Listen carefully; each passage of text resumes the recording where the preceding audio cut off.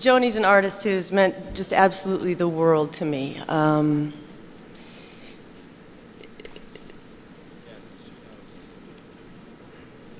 And I've tried to make some notes about it, and I think it's probably best that I not refer to them because it's just going to mess me up. I first heard her when I was 13. I went to church camp, and some 14-year-olds told me that I was really nowhere unless I'd heard Joni Mitchell. So I went and bought the album Clouds. And it's cliche, and it's been said thousands of times, but it changed my life. It really did. And without getting into the gender thing too much, you know, the amazing thing, one of the amazing things about Joni to me was that I had never seen a woman come along in my lengthy 13 years that had the degree of sophistication and excellence that she did. And I knew very little back then, but I just feel so lucky that I was able to listen and learn from someone like Joni Mitchell, who could sing like that, who could play like that, who wrote like that. It was a triple threat. It was killer. The tunings, the guitar tunings, where was that? I hadn't heard that stuff before. You know, later, of course, in hindsight's everything, I learned that, yeah, well, maybe these songs had something to do with perhaps Charlie Parker or Rodgers and Hammerstein or something like that, but I didn't know that then. This was like a new world. The singing,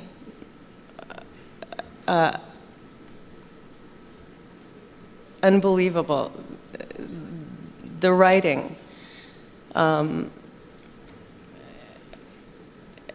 I can't even get into it. I'm so deep into the Joni Mitchell school of writing that I can't see the forest for the trees, basically. Although, I think it's safe to say that Joni used the word fuck in a song long before it was fashionable. In fact, I know that's true.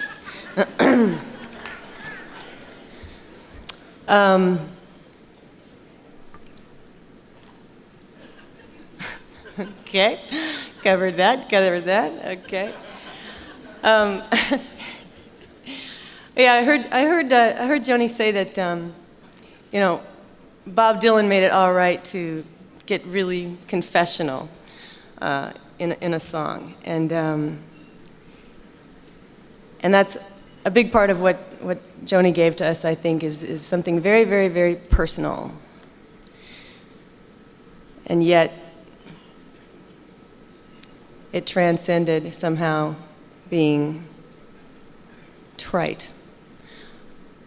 So if Dylan gave to us the ability to be confessional in a song, I'd say what Joni gave to me was the knowledge that a woman could sing and play and write as well or better than any man.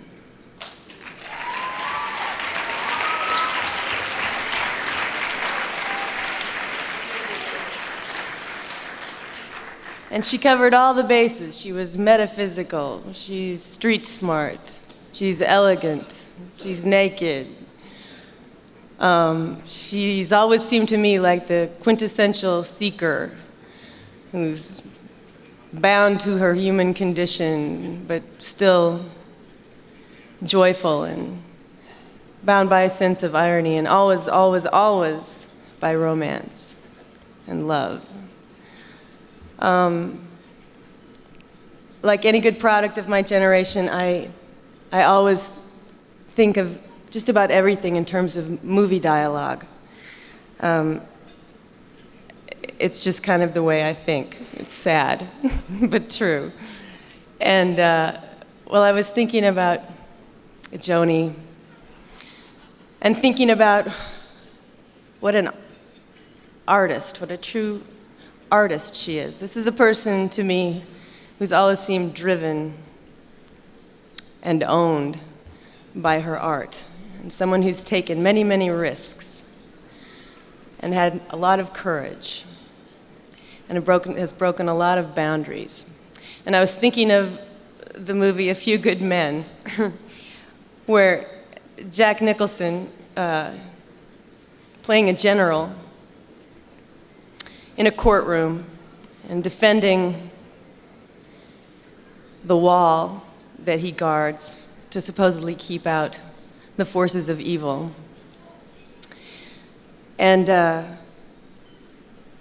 he has rather unorthodox methods. I guess he took risks, and perhaps he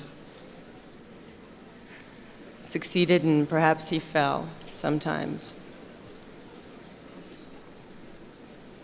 But he says to Tom Cruise, somewhere deep inside,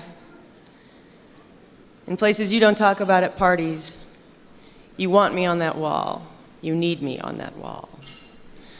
And I was thinking about the line that, or the wall that is somewhat invisible in art, and how we look to people like Joni Mitchell to do our best and to set standards for us.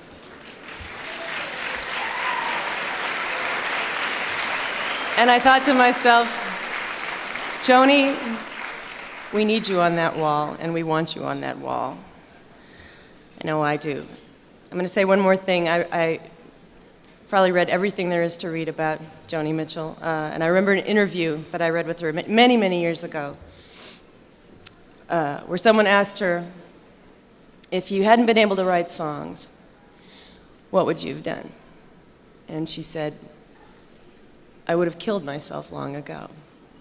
And I thought, if that isn't rock and roll, I don't know what is.